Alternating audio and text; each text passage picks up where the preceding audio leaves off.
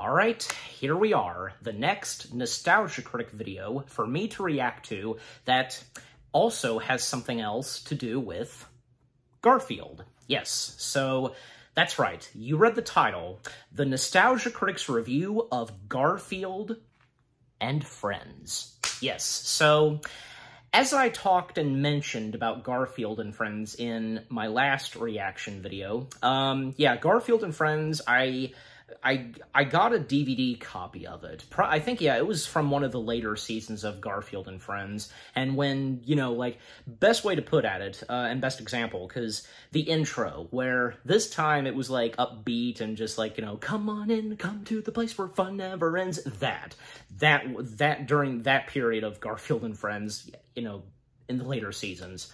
I found myself enjoying it, and, you know, I was a bit confused, like, because I didn't know it at the time, and when I was watching Garfield and Friends, like, why does his mouth and as well as normal, why do they not move and such? But I figured it out later on, of course, and it's kind of funny, because even when, just rare times when Garfield, Odie, and Normal crossed paths with Orson and the farm animals, well, they were talking and such, but they didn't. I'm sure you know exactly you know what I'm talking about. So, I even, like, saw a clip of where Normal showed up at Orson's farm, and they understood Normal, and yet Normal still did not speak with, you know, moving his mouth and such.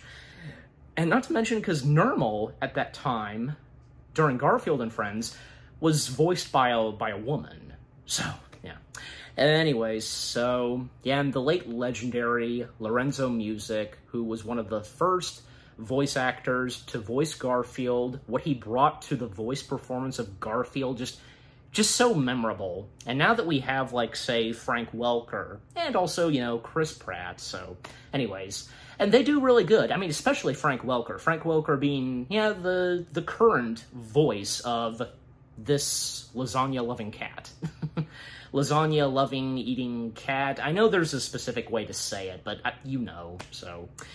I'm pretty sure that, yeah, for Doug Walker, you know, he grew up with Garfield and Friends, him being an 80s kid, and, well, Garfield and Friends started in around, like, the late 80s, I want to say, and it did continue up to, like, the mid-90s. So, yeah, I think around 1995, that's when it came to an end. Yeah, I'm pretty sure. So, yeah, I have no doubt that he's going to have some positive things to say, and since this is, you know, this Nostalgia Critic video was not long ago, because when it came out and was published, so yeah, he'll have some positive things to say, and, you know, now that, at this point, the character of the Nostalgia Critic has, you know, evolved in a very good way and such, and for Doug and how he does the Nostalgia Critic, so, yeah. Anyways, so, enough said, without further ado, we shall begin the Nostalgia Critic video. His review on Garfield and Friends in 3, 2, 1. Very quickly. Okay, volume. Turn up the volume a bit. Okay, now go. This episode brought to you by HelloFresh. Delicious pre-measured ingredients and simple chef-made recipes delivered to your doorstep every week. Also brought to you by Raycon. Earbuds that look, feel, and sound better than ever.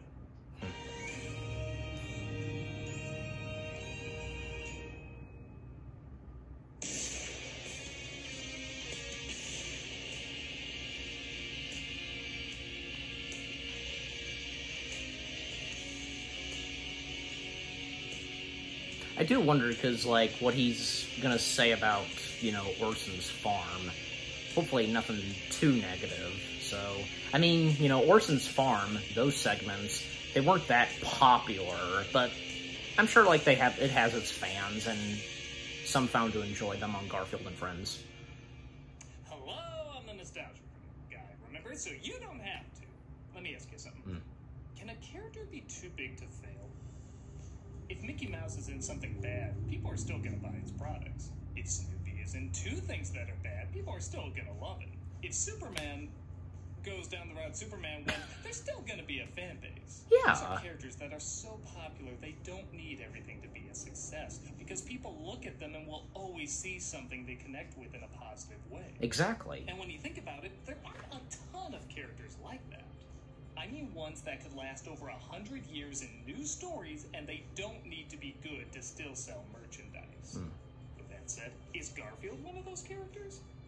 I'll admit, I was obsessed Probably with so, yeah. Garfield when I don't see why not. And it's amazing to think he's still around so long after his creation in 1978. But compared to characters like Bugs Bunny or Woody Woodpecker, that's not very long at all.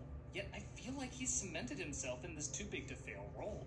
Even after I've ripped apart his movies and made a joke or two about his comic strips being pretty uninspired as of late, absolutely none of that brings down my enjoyment of this character, and I find that fascinating. So what is it that still makes me love this character, and what is it that says there's a part of me that should maybe know better? Well, while the highlights of Garfield can probably be seen in his early specials, like Garfield on the Town and the Christmas special and so forth, I feel like both his strengths and weaknesses show the most in the Saturday morning cartoon, Garfield and Friends. Here we go. Released back in 1988, Garfield was arguably at his peak around this point. He was everywhere on t-shirts, fruit snacks, mugs. Even commercials were hiring him to sell other things. If you want to be treated like a fat cat, why not apply for the American Express card? At the time, though, The same thing happened with Snoopy and Pink Panther. It was very domesticated, and the specials again at the time showed that. In Garfield Goes Hollywood, they win a talent show, and it changes everything. This was the most exciting thing to happen to them at this point. Garfield and Friends had to do 13 to 26 episodes a year, each containing 3 stories, and most of it handled by one writer, Mark Evanier. It probably goes without saying they didn't keep it to the lazy antics of a domesticated house cat, because that wouldn't get too many exciting stories. So the show got a lot crazier, with mad scientists making robotic versions of Odie, the TV coming to life, aliens visiting, pretty much every rushed Saturday morning idea, because this probably was a very rushed Saturday morning idea. Yet Garfield still made it work. Voiced by the legendary Lorenzo Music, I think his performance represents why he has so much staying power. I'll do something constructive with my time. I'll go to sleep. Though I honestly think it's often misinterpreted. If I was to ask you why do people connect to Garfield, what would you say? Probably something along the lines of he's a lazy pessimist and we all want to be lazy pessimists. What a terrible message. I don't think that's why people like him, though that is part of it. At first, yes, that was the character. He sat around and did nothing but insult people. Even the later comic strips would make fun of this. But when his popularity exploded, Meeting his there old were past self. elements that made him so lovable. For example, if he was so lazy, why would they open the show with him dancing? Why does he always seem to be full of energy? Why is he considerably slimmer than when he first started out? Well, I'm sure there's reasons. Why does he seem so playful? Why does it look like he's having fun so much at the time? Why does he try to save a friend if he doesn't care about anyone? Being a lazy pessimist is what he enjoys, but it's not who he is. Those are, how do I put it, his hobbies. There's a sense that he's an excitable little kid and a cynical old man, both at the same time.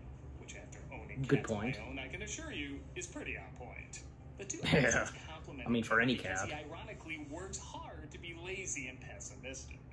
He'll put a lot of energy into making a giant sandwich if it means he can eat it. He'll come up with a clever way to launch somebody if it means he can nap longer. Even when he does something terrible to a character, you can tell he knows somebody will stop it before it goes too far. He won't exercise, but he'll play. He won't do chores, but he'll work for what he wants. He mocks people, but knows if they weren't there, he'd have nothing to entertain him. Put simply, Garfield has fun working his ass off to be lazy, and I think that's what people connect with. The show, in a strange way, is very similar. Keep in mind, this is back when most kids' cartoons looked cheap and were only around to sell toys. Garfield and Friends did indeed look cheap. Look at the backgrounds, for God's sake. It looks like a mix of finger paints and crayon. Clearly they were told, just draw until you recognize what it is, then stop. They clearly had little time to work on this. What makes up for it, though, isn't just the lead, but the writing that tries a little harder than it needs to.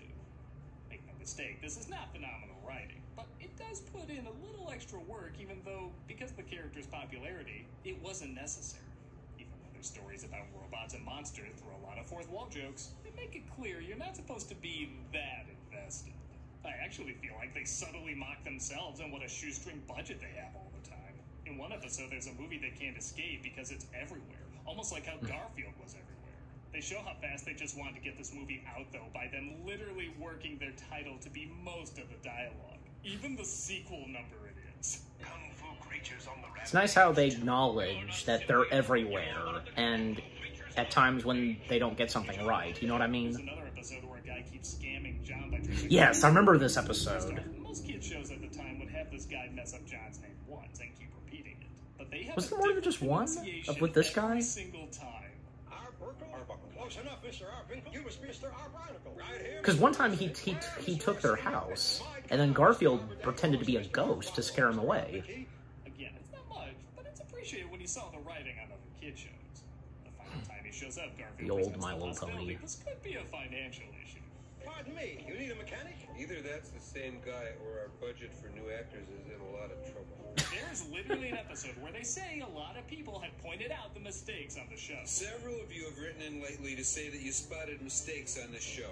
This is not See? possible. And they go out of They their way to acknowledge. make as many That's what's so mistakes good. as possible in the episode, challenging you to find them all. I forget Oh, he is what his mouth is pretty moving. sure it went Huh. into triple digits. When did that I promise happen? you will never make another mistake on this show. Come on, boy, it's 10 a.m. Time for a midnight snack. It even mocked other shows and their styles. In one episode, Garfield wakes up in the wrong cartoon, and they surprisingly do a good job mimicking shows like G.I. Joe, Transformers, and My Little Pony. The mutant gnome flees. We're going to teach you how to be nice to everyone and never ever... What's this supposed to be, Bambi? I want the giant robots back. There's another one where they do a pretty mean take on the Care Bears called the Buddy Bears, where no matter how you feel, you Yeah, always I have remember to agree these with the three. vast majority. Oh, we are the Buddy Bears, we always get along. If you ever disagree, it means that you are wrong. William and And Bertram, antisocial, but Buddy if you Bear. disagree with them, they'll use brute force on you. You see Roy. what happens when you Yeah, there was an episode where disagree? Roy Rooster ended up being with the Buddy Bears. Kind of like a version of the Care Bear stare, or, you know, the internet. So you see, kids, never have an opinion of your own. Again, this isn't riding on par with a lot of modern-day cartoons, but back then, shows were so rushed and there was no time to put much thought into it. Yet they did their best with what they had. Yes, even with... Run for your life! Okay, here we go. Okay, we're gonna need a break before we talk about that. I had a feeling, most likely after a commercial break, this is, you know, he would talk about the Orson's farm segments. This butterfly is my soul, deep in the heart of my passion angst, and within that honor lies HelloFresh. HelloFresh is poetry. Okay. With HelloFresh, you get farm... Skip. Okay, let me get to... Come on, there we go.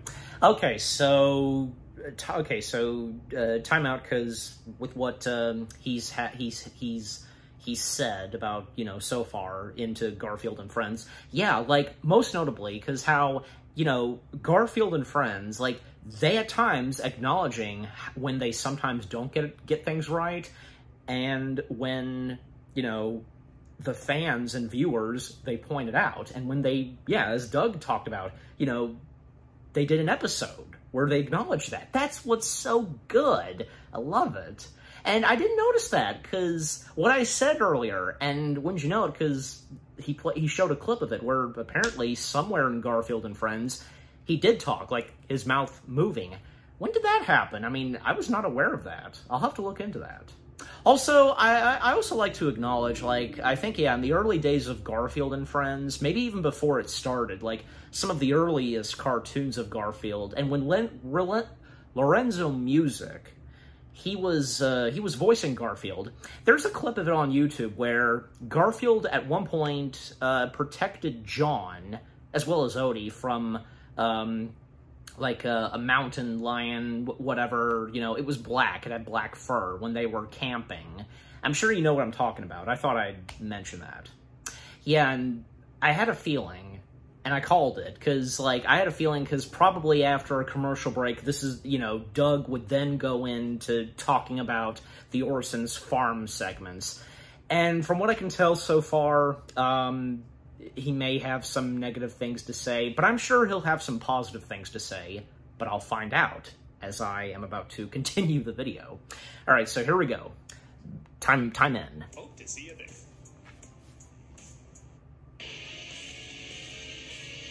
Back to it. So if you haven't seen this show, you might be wondering what the "and friends" part of the title is referring to. Well, that's most people's least favorite part of the show, U.S. Acres. It's a delightful little diner. And the service here is really swell. I want the giant robots back. This is a group of farm animals that... That's actually it, the more I think about it. It's just a group of farm animals. It was based on Jim Davis's other comic strip of the same name that had such a short run, they actually lasted longer in the show than in comic strips. And to the cartoon's credit, I didn't hate them, I just didn't like them. I had no problem with them. Both the strip and these segments were clearly aiming at even younger viewers, so the humor and characters were much more friendly. It should also Yeah, that sounds about right. Children's Television Act. Kids shows had to be educational in the hopes of battling series that were just trying to sell you toys. This is why so many PSAs appeared at the end of many cartoons in the day. U.S. Acres usually covered that avenue because almost every episode had a lesson to it. Sometimes a Garfield segment would work them in, but 9 out of 10 times, this was U.S. Acres' department. I stood up to him and it all worked out. You don't need big muscles if you have a big brain. Gravity is important. Think what this world would be like without gravity. What the hell are you talking about?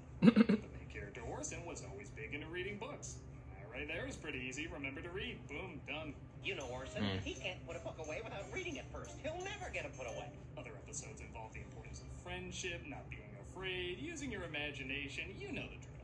Honestly, if this was its own separate show, I don't think a ton of people would have a problem with it. It just always interrupted what was a much more enjoyably cynical show. In fact, I recall when Garfield transformed into a werecat or something. A myth is a story from ancient history. Some parts might be true, but a myth was a way of explaining the unexplainable. On today's show, we're going to teach educational things. Well, folks, you know what it takes to cause me to lose my appetite. Truly, they weren't awful. As the series continued, they did get a little bit more of a bite to them. Any episode around Roy or Lanolin was usually okay because they had a little bit more of a meaner side. Wade sometimes got a laugh because he was afraid of everything, and Howard Morrison's delivery was usually pretty good. Give it to me, Oh, yeah. Doc. I can take it. The original voice of Gopher in Winnie the Pooh. Even that clip of the Buddy Bears crushing a disagreeer? That was U.S. Acres. Oh, we are the Buddy Bears, we never have a fight. If you have a point of view, then keep it out of sight. So yeah, it did get a little better as it went along. But clearly, people were here for Garfield. Speaking of which, in between the segments there were quickies, which were animated versions of the newspaper strips. These were usually a little awkward because the animation was so cheap that, ironically, the comic strips seemed to have more life than the actual moving picture. Nevertheless, the show did prove to be popular over the years. It ran from 1988 to its cancellation in 1994. And even then, it was still 94? doing pretty well. So well that when CBS needed to make some major budget cuts, they found Garfield and Friends was pretty successful in syndication, so making further episodes didn't seem necessary.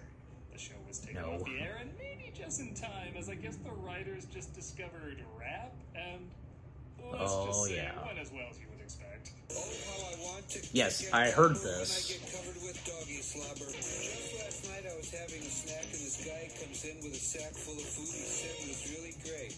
Well, it's no Bartman. Even the intro Of course got not. a similar makeover.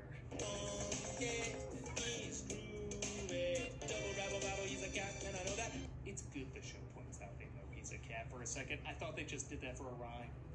When the movies came out, they did remaster the episodes, I guess. They put them on DVD, but I guess some of the episodes didn't get remastered or not the way they wanted, so they make it look like you're watching a lower res version on John's TV. At that point, just blow up the lower res version because that is far more distracting.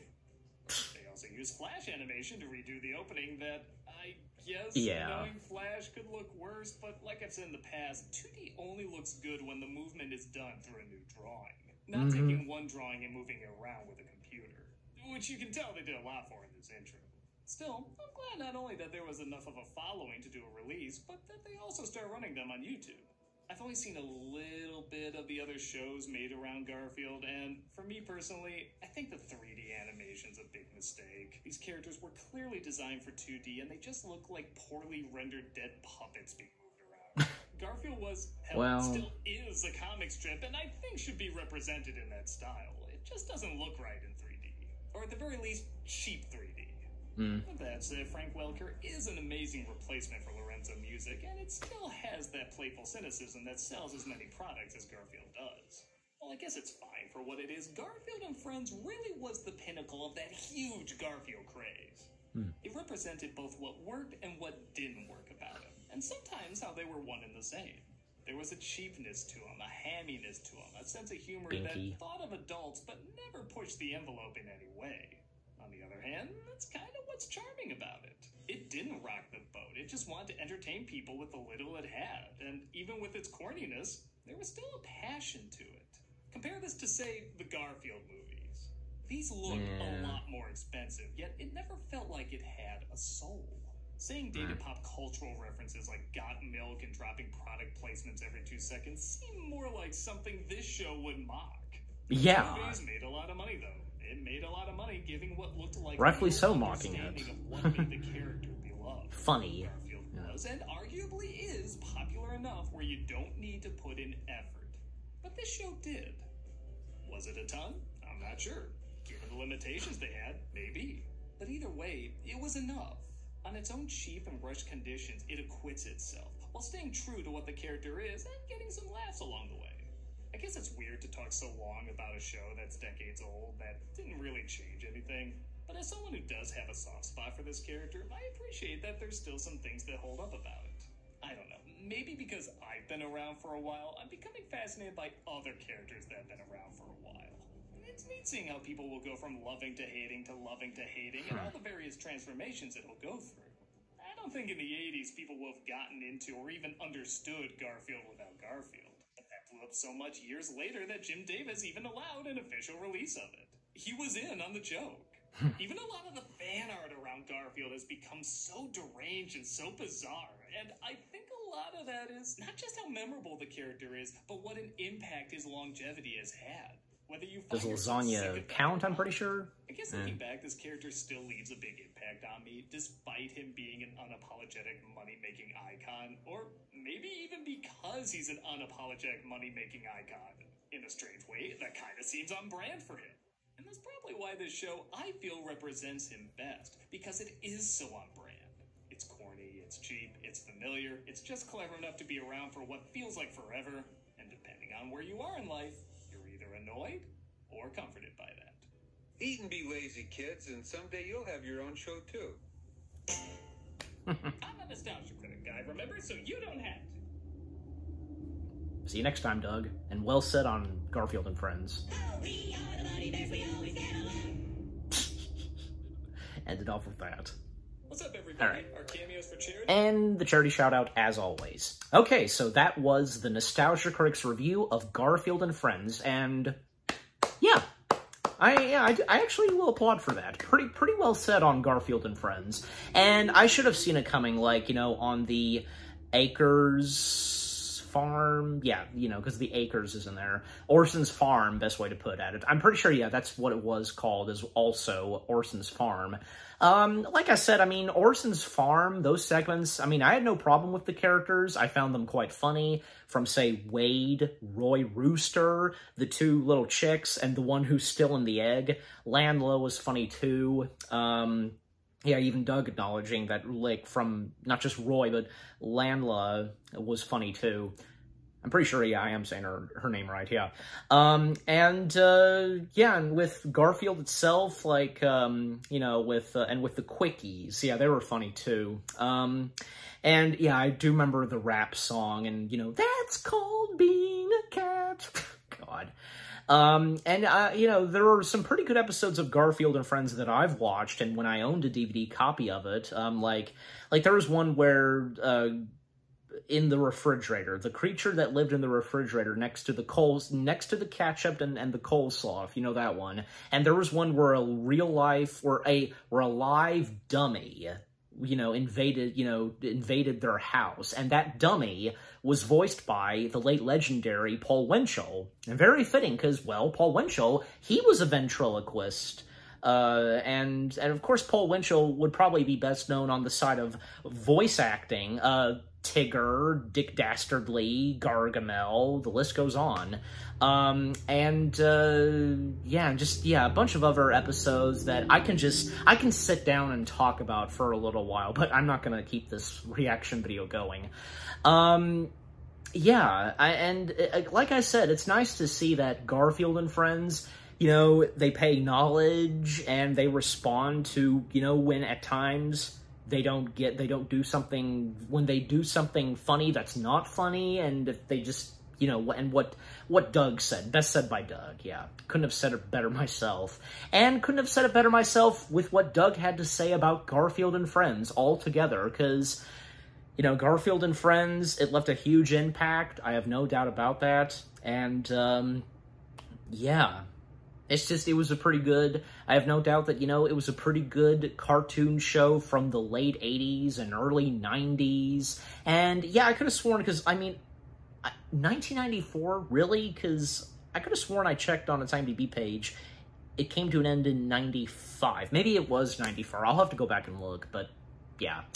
And it's hard to believe, because after Garfield and Friends came to an end, that would be the last time that Lorenzo Music would voice Garfield, like nothing else. Like, no other Garfield materials even before he passed away. Like, I mean, that would have been nice if he did so, but I guess maybe probably it seemed necessary that that would be the last time he would voice Garfield on that, you know, Garfield and Friends.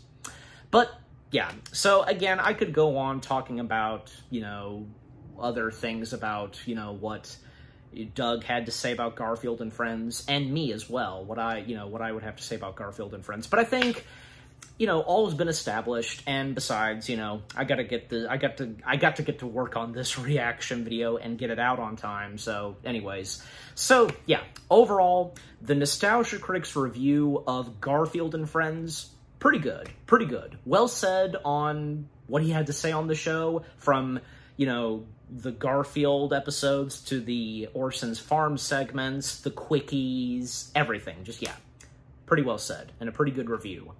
And what about you guys? What did you think on the Nostalgia Critic video itself?